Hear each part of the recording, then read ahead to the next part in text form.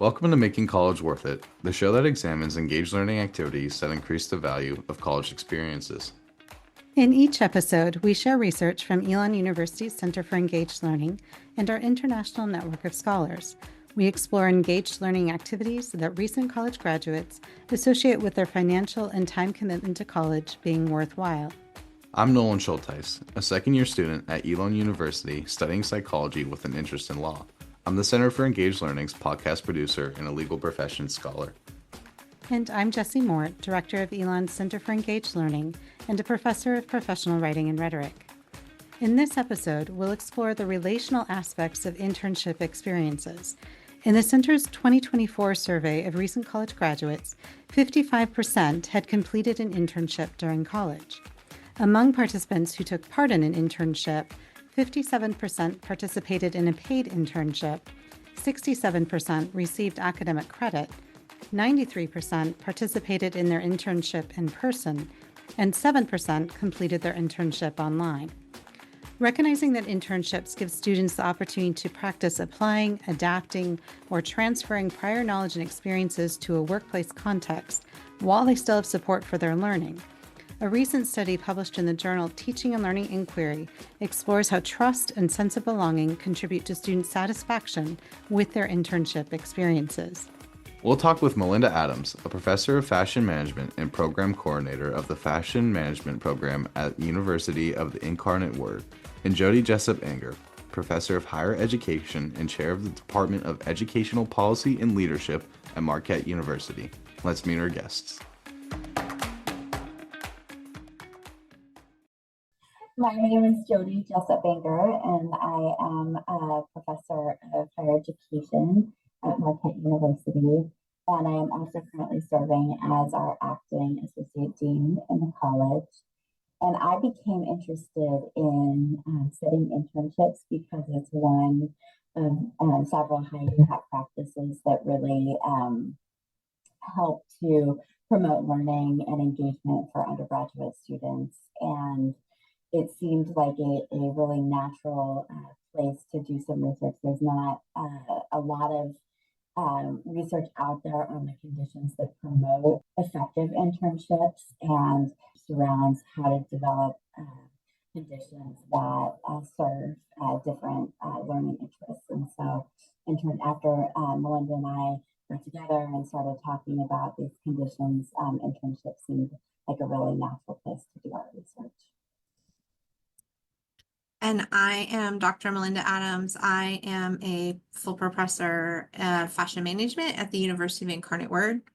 I am currently the program coordinator for the program. And like Jody said, I got interested after we started looking at the high impact practices. I've done other high impact practices, but our students are required to do internships. So, and we always tell them it's this great learning opportunity, but I know several of our students have not had great internship. So it was a good area for us to do that research and actually has helped refine our internship program that we have. That's exciting to hear, and maybe we can hear more of the specifics as our conversation continues. You've recently published an article on trust and sense of belonging in internships, and we'll link to that article in our show notes.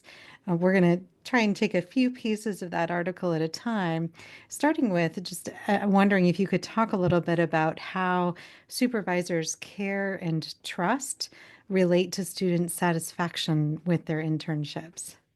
So interestingly, when we were engaged in this seminar with other participants, and this notion of trust came out of the seminar from another group that was looking, at conditions that promote learning. And so we got really curious about it and looked at this notion of supervisor care and trust, but we didn't find significance.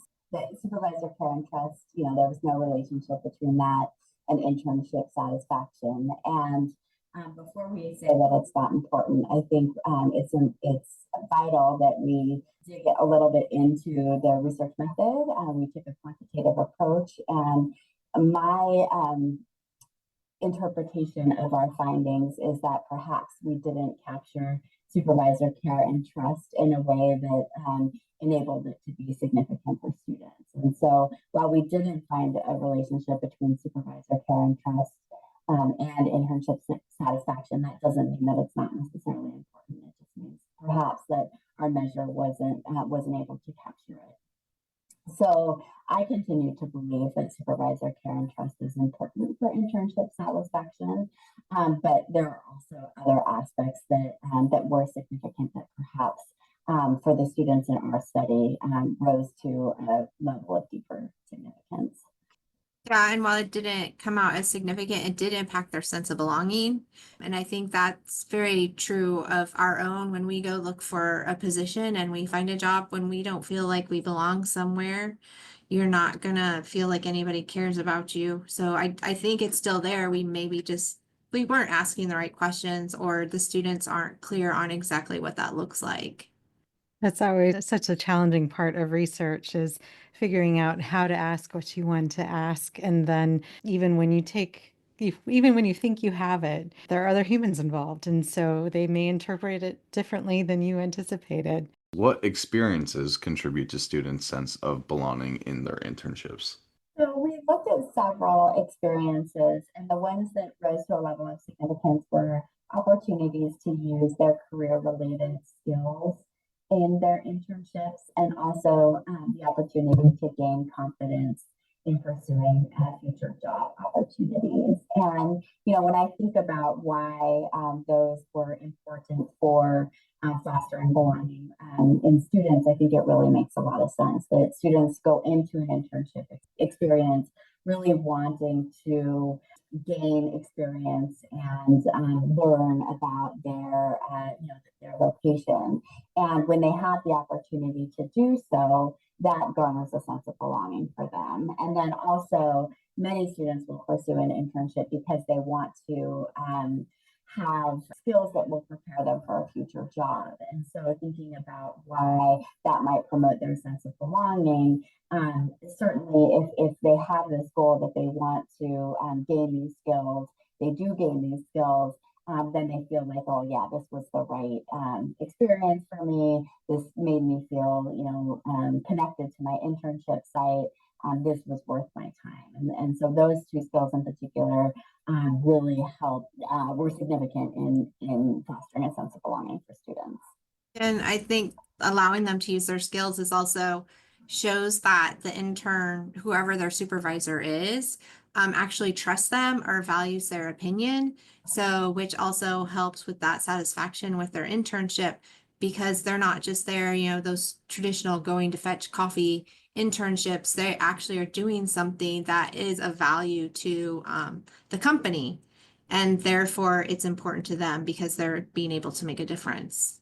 I'll say, as a student and someone who's had internships both through the school and through my own methods, I would say that unsurprisingly, the school does a very good job here at Elon in terms of structuring internships for students and making it kind of a low barrier to entry in terms of fear and that confidence level you were talking about.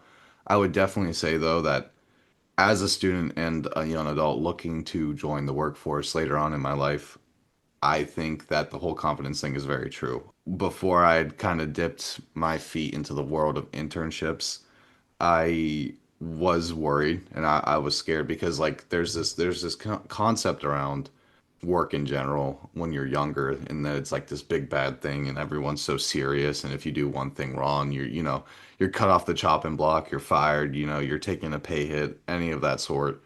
And after coming here and working with Jessie for almost 2 years now, I would definitely say that that kind of fear and anxiety was never really once present here. It was always like a welcome environment. There was no kind of like initiation process where I wasn't treated a certain way. Certain corporate work environments will kind of take advantage of the interns and whatnot. So I definitely think that working towards the confidence is probably a good thing in the future for really anyone. I mean, obviously, confidence in any category won't do you wrong. It's true. I mean, I watch our students, they're trying to get internships right now because they need them for the summer, and they are stressing out. because nobody's called me back. What do I do? What do I, and I'm like, you need to contact them. You need to harass them and show them you're interested. If you're not, if you show you don't care, then they think you don't care. So they're not going to call you. I'm like, you need to reach out. It's that they're very intimidated by that whole, and these are just internships. So next year they got to go get a job. So it does help with their confidence because right now they're very stressed out. And I think that there's a layer there too of learning how to communicate in the various workplace settings and even what tools are used. There are more phone calls still than some of our students might be comfortable with, and it's not just a text-based interface. So learning how to communicate across different platforms and technologies and to be proactive, as you're noting, Melinda, is really important. What should site supervisors be thinking about as they assign tasks to internships? I really think that the internship supervisors should think holistically about what an intern's tenure is going to look like at the place in which they're interning. Thinking about onboarding, really to set expectations for students, and then also lessen anxieties that students might have. In addition, thinking about outcomes of the internship, certainly sometimes universities have outcomes that they want students, learning outcomes that they want students to gain from the experience, but also in soliciting interns, sites should also really think about what outcomes they want students to have from the internship experience. And my hunch would be in doing that cognitive work before having an intern come in, they'll quickly realize that perhaps while some of that more administrative work might have a place in helping a student become initiated to the day-to-day work, it really can't be the focus of the work because it won't lead to the outcomes that certainly students want from the experience, the university wants from the experience, and also the site wants the student to gain from the experience. And so while I see some benefit in students understanding the day-to-day work and that some of those administrative tasks are part of that work, I really see benefit in internship sites and internship supervisors identifying, more complex tasks for students to work on, and really trying to hit the sweet spot between having students work on things that they're somewhat comfortable with, but also push them to greater cognitive complexity, to a greater understanding of the work environment. Yeah, and we have people that contact us for interns all the time, and I tell them, I'm like, you need a plan for your students, what your interns, I'm like, I'm not going to give this to the students until you can tell me exactly what you expect the student to do, what's the job entail. Because one, the student's going to ask me, and I don't know because I don't work there, but they need to know what you're looking for, and they need to know what skills they're going to learn and what you want from them. So this has resulted in a lot of people that are looking for internships creating a better document than, oh, hey, I'm just looking for an intern. They have to think about the skills. And I also tell them up front that if you're not going to pay them, it's very likely nobody's going to apply for the job. So because they don't feel the money, well, it might not be a lot, it's a value issue of whether or not they think you value them, but you need to figure out what they're going to do before we even will post the internship, because otherwise it's too chaotic and they don't learn anything and they do end up doing busy work and they're not getting anything out of it. And it's a waste of money and time for everybody. Having read the article you both had wrote, I had thought the idea of autonomy you both had raised in the literature review was interesting, especially considering my past internship, which was most autonomous work. Not here, I'd like to preface. Different place, autonomous work and a lot of file sorting. So, what would you recommend so interns feel independent while also having the support they need to be successful? Yeah, I think there's a difference between autonomy and isolation. But autonomy really enables students to feel supported in making decisions and feel supported in enacting their work. Whereas I would say isolation is, being given a set of tasks and then sort of a hands-off approach to not doing any supervision. So I think there's certainly a balance. Most students thrive on having a sense of autonomy, and that autonomy can be ensuring that they have the capacity to do the work in a way that makes sense for them. They have the capacity to ask questions when they are unsure of something or to ask for clarification. And so I think maybe, Nolan, what you're describing is a little bit more of an isolation situation where, a student is given a task that might be beyond the level that they're comfortable with, and the expectation is that they just do it. Or on the flip side, being given a task that's really below what their skill level is. And so, not only is it a task that's sort of easy for them, but then there's really no feedback that will help them grow and develop. And so I think that's probably one of the worst ways to treat an intern is to have expectation for that intern, but not really have any support for that intern. Yeah, I think I have, and so I had a student last year who had a summer internship, would probably be the best example of an autonomous type of project. He was given a project that was what he was supposed to work on the entire time, but he had weekly check-ins. So he was given the overview, this is the project, this is what we want to do, but he had check-ins every week with his supervisor, and he could do what he wanted to do. And he could also go to different departments and ask them questions to help him with his project. So I think that gets to that level of it was his project and he had to do it, but he could ask the questions, like Jody was saying, that he needed to get it done. And it wasn't below his level, and it was challenging him a little bit, and he wasn't left out on his own. So I think that would be kind of, find that sweet spot. So it's interesting hearing all these things and reading about them and now connecting them to my personal experience. I really do think the whole being able to ask questions and the idea of autonomous work is interesting because that's basically what I do. I'm given an assignment or a task to do, use the skills I've been taught, use what I know to finish the task. But there's also the knowledge that, if I want input or if I think, I might be in the wrong direction, I don't think this picture is right, this sounds right. I can go over and I can see these questions without kind of that fear of seeming like I don't know what I'm doing, or the idea that, if I ask this question, I'm not a good enough worker. Yeah, always welcome questions. It leads to better quality work and a better working relationship. And I also appreciate Nolan is really good at receiving feedback too, not only from me, but from the many other people that he interacts with in his internship roles. So, Melinda, the characteristics that you described really resonate both in terms of how I understand the research on work integrated learning, including internships, and then just good practice. And I appreciate you summarizing it so succinctly of some of the things that site supervisors can be doing to provide a higher quality experience for students. I think the notion of feedback is so important, and it's oftentimes, as supervisors, I think it's oftentimes the thing that goes by the wayside when we get really busy. I think it's really important to put ourselves in the shoes of the folks who we supervise.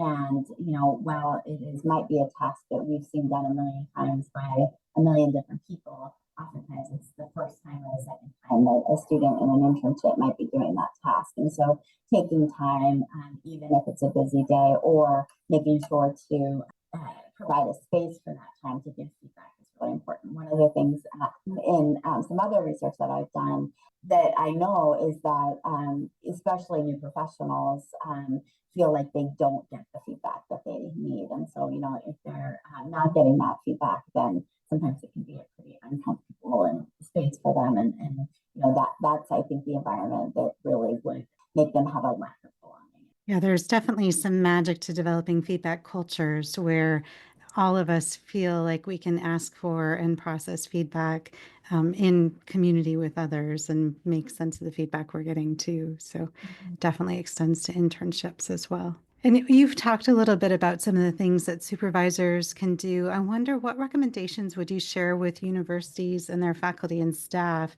as they support students completing internships? So I think one, whoever's the supervisor from the university perspective needs to do their homework on who is actually the internship or who the company is, who's asking for the intern. Need to really reach out to them and talk to them about what they're looking for and exactly what they're expecting the student to do. Because I think there's a lot of, they just assume or they just think it's a warm body to have in place that they don't necessarily have to pay them, and being very clear to them that that's just not what interns are for. And it needs to be something for both of them. So I think it's something that the supervisor of the internship from the university perspective really needs to work closely with whoever is looking for the intern.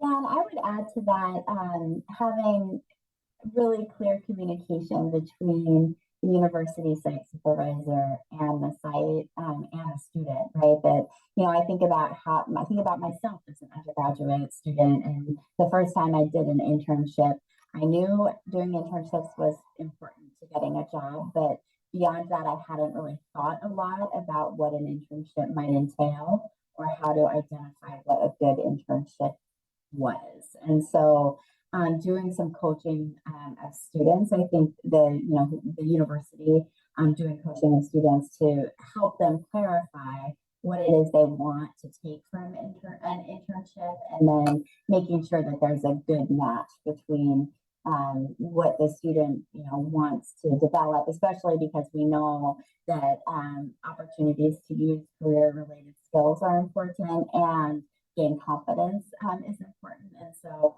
really doing that legwork from the get-go, helping the student to clarify what they want from the internship and making sure it's a good match between what they want from their experience and what the internship is going to offer, I think is really important as well.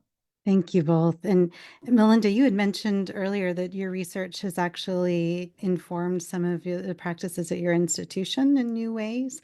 I wondered if you wanted to reflect a little bit on what some of those changes or tweaks have been. So for our department, because I fell into the internship supervisor role for all our students in the summer, and doing the research, actually, I started looking at what we do for our internships and the reports, and it just, if whoever asked for an intern, we would just post it out there. And so doing the research of what best practices were actually showed me that what we're doing is not good at all. So we've really strengthened our questioning and development of the internships that come across our desk or via email to make sure that it's something that would be of value for the students. And it matches with the mission of the university or the program, and then making sure we get the right student in place. So I think it's been more of us doing our own homework. So it's been more on our end to make sure that this isn't somebody who's just looking for a warm body.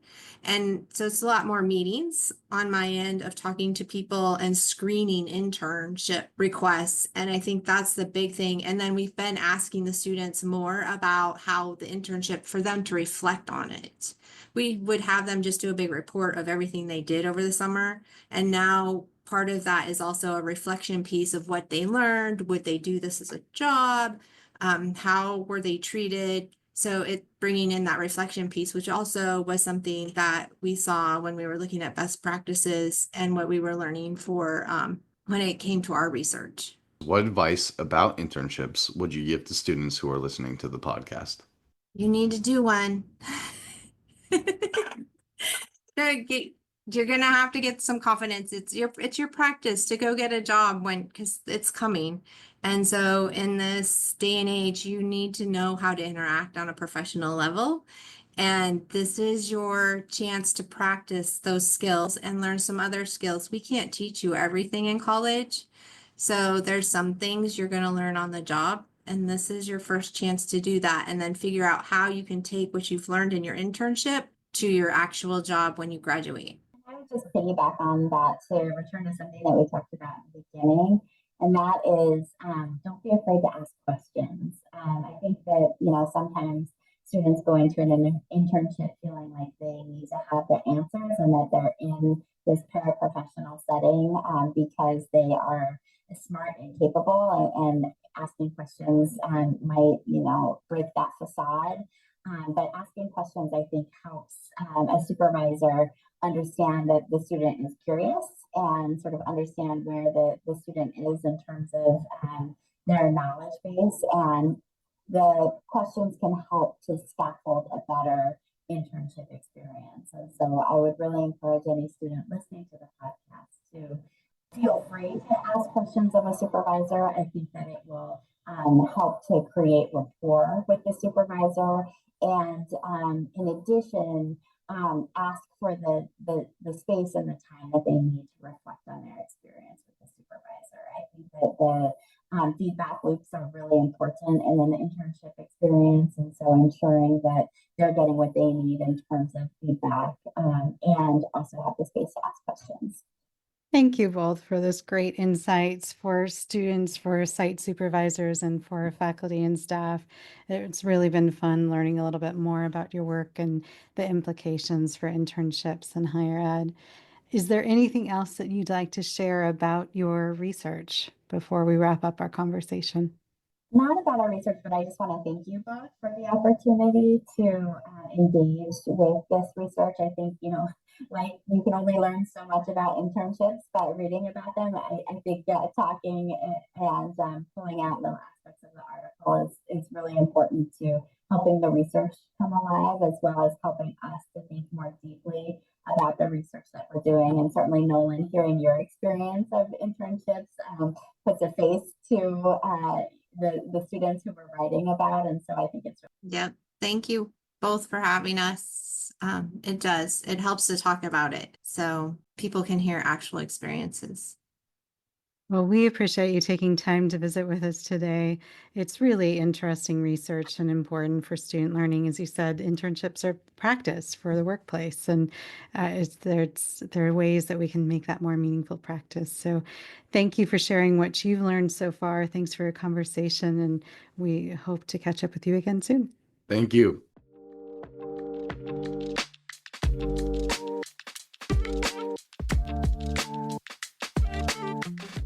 So Nolan, what stood out to you in our conversation today? I think one of the things that stood out to me the most was the idea of intern confidence and the relationship between a supervisor and their intern. Obviously, having experienced it myself, I saw a lot of parallels through what was brought up in conversation and what was read about compared to what I'm dealing with right now. And I think that that's a good indicator of the way things are being done at Elon and probably the way things should be done in other places, as I really haven't felt probably 80% of the normal anxiety that an intern would feel and what would be considered the normal current structure of internships.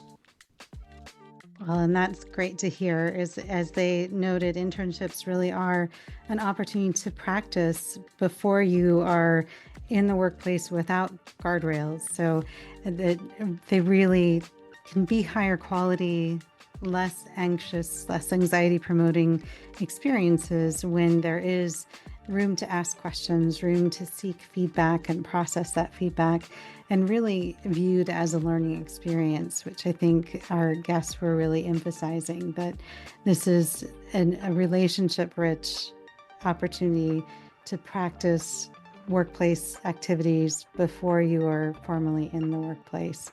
And I appreciated the tips that they had for supervisors and for faculty, staff, and students.